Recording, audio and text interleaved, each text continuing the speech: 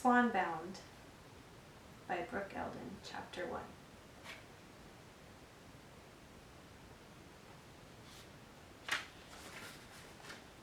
The dancers spun in unfailing grace to an enchanting tune as Odette pondered a recurring dream.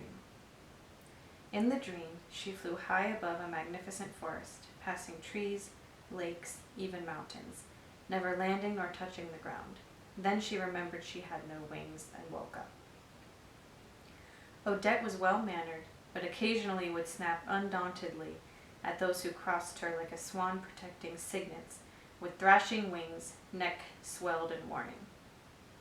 A mirror in the heart-shaped music box behind the dancer revealed a large beak nose and wide-set eyes. Sometimes she heard laughter or unnerving phrases after gazing for too long. All my life I've hidden in the shadows, out of sight, but never out of mind. The phrases and images of a woman in a black dress who sometimes appeared out of the corner of her eye or in her dreams haunted her like a dark shadow after the sun had set, the thin thread between heroine and villain. The market was today, and she always attended with her father after a day's work. With a sigh, she shut the lid. Life with her father above the blacksmith shop was dull but steady, and they lived a cozy existence. They'd been on their own since her mother left when she was old enough to not need a mother anymore. According to her father, her mother's departure was for the best. Since her relationship with her father, his beard now speckled with gray, was terse, a shallow hollowness of implied but unspoken affection and appreciation. "Are you ready?" her father asked, once she descended the stairs. "Yes, father," Odette replied in a soft voice. With a creak, the front door opened as they stepped outside into a world of tiny cottages with thatched roofs and cross-patterned windows. They housed a monotonous life, unfriendly toward adventure. Odette, however, lived in a world where anything was possible and was hopeful. Her dream promised relief from the consistent ordinary. They headed down the street to the market, Odette humming the music box's tune. The wind sparked to life and blew her hair in a breeze that felt magical as Odette observed the happenings of the quaint town where they knew almost everyone. An elderly neighbor ambling along with a cane and a young man climbing a ladder, attempting to light the street lamps. The flames sputtered and died in the wind. By the time he got them lit, it may be dark. Odette didn't want to mimic their dull existences, and she shuddered as if their fates were contagious. Soon they reached the clearing before the great forest where the market took place.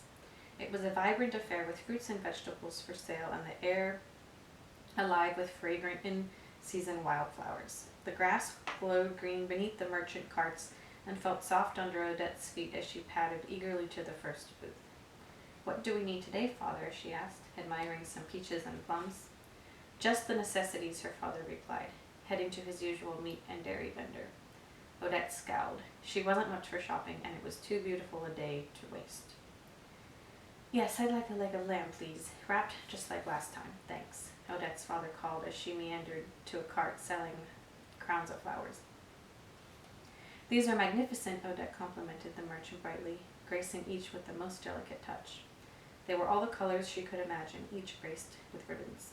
"Would you like to try one?" the merchant asked. "I would," Odette agreed, aware she'd have to convince the shopkeeper afterwards she wasn't interested in purchasing it.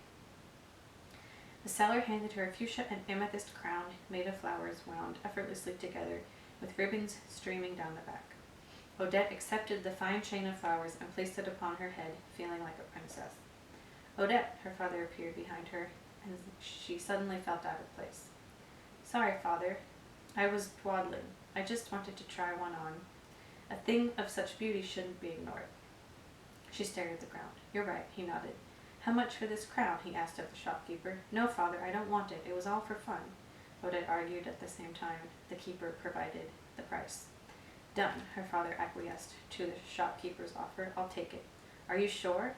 Heat rose within Odette's cheeks, the crown a noticeable presence upon her head. "Of course I'm sure," her father said without delay. "A gift?" Odette asked as he fished for payment. Her father never doted on her just because.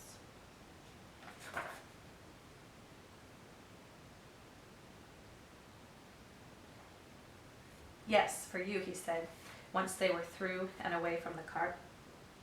Thank you, but why? She asked through a beaming smile. Because you're my daughter, he replied. Odette, lost for words, hugged her father. Now, I'll resume shopping. Go have your fun, he said, breaking away. Thank you, father, Odette replied, smiling.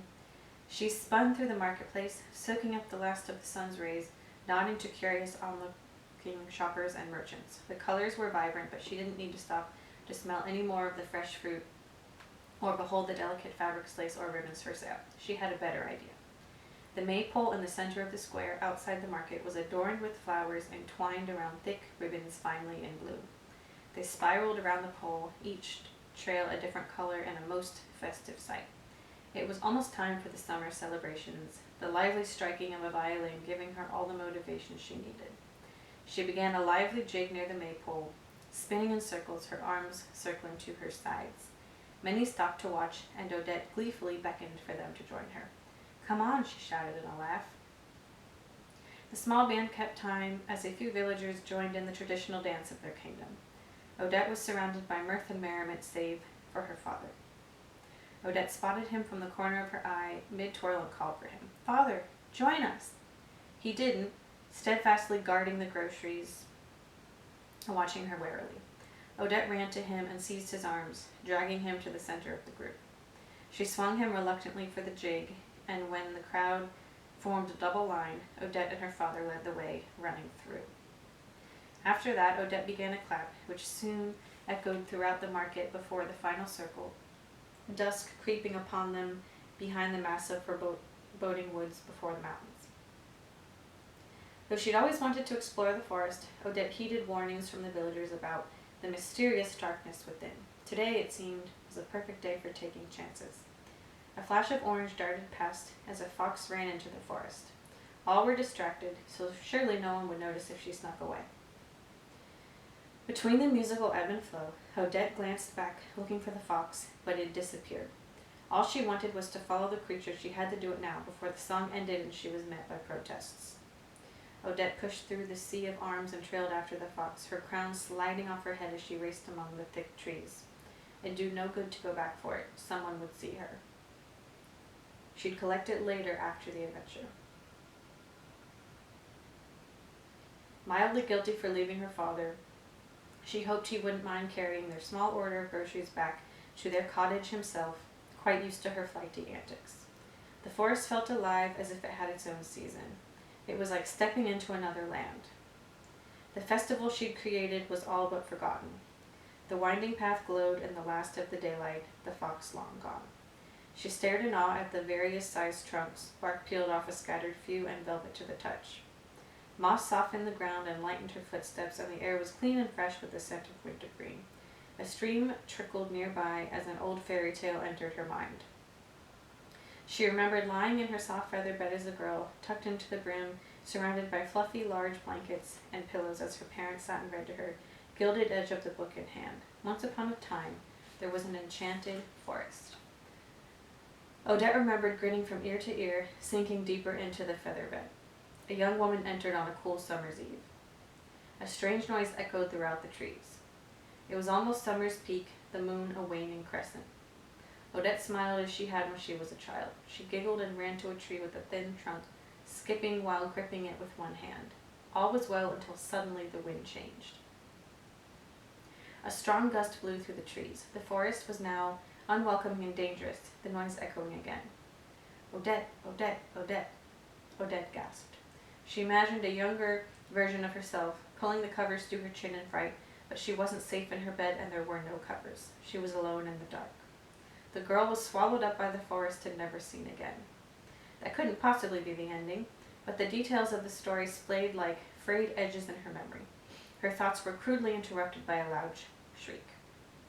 Frantically, she looked around, but the sun had set, darkness concealing all.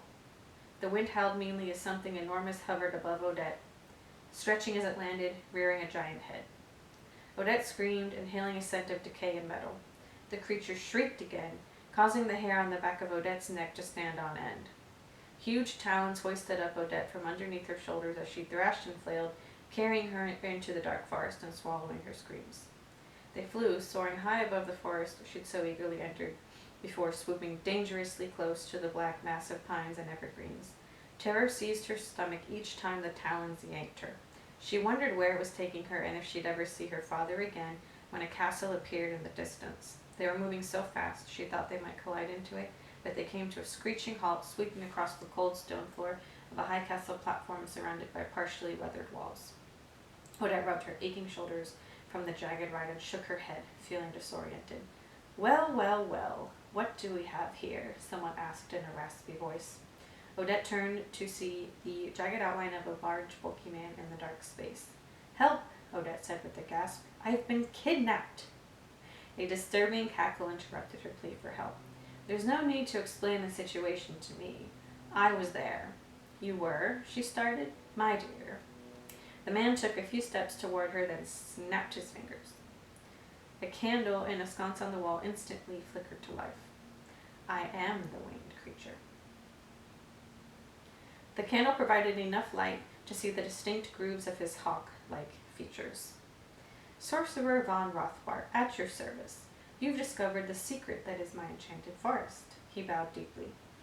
Odette felt the stone underneath her feet and the cold incoming draft. This was no dream.